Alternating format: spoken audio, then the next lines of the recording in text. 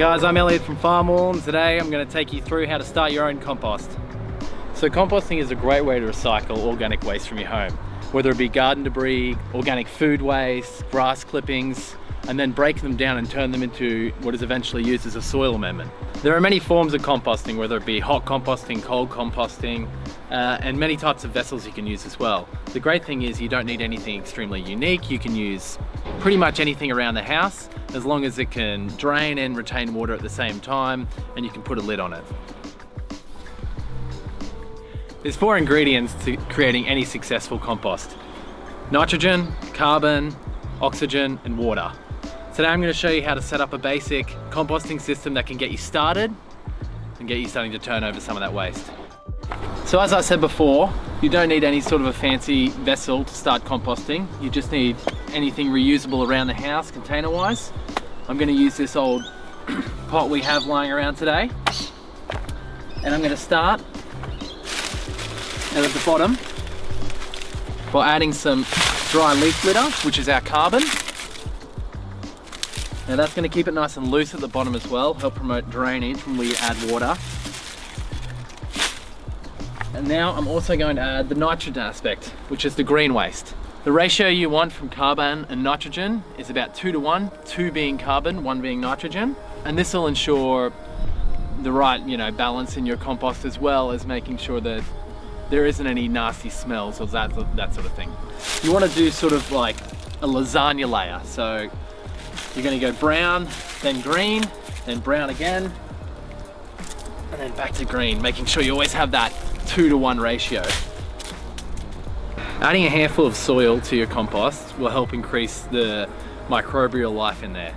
It's similar to your aquaponics system in the sense that it is the gut health of it. It'll increase biological activity, and therefore decomposition will work at a more rapid rate.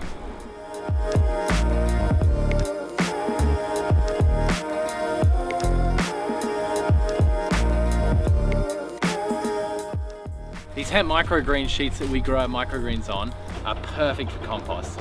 As you can see, the hemp acts as, when it dries, as something of a carbon, whereas this side is the nice green nitrogen side.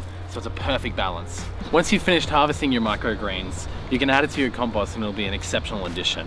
If you want to, it wouldn't hurt to also cut it up into small pieces so it's easy to break down.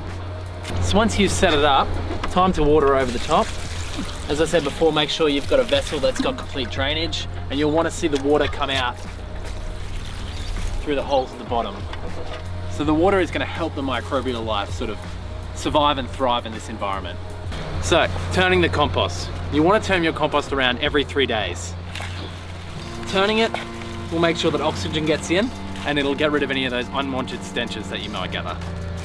If you are having an issue with that, always add more dry leaf, and that'll help. So at Farmwall, we're all about repurposing, so anything you can find, we'll find maybe a piece of wood, and we're going to cover and put a top on it. So the last part is to put a lid on.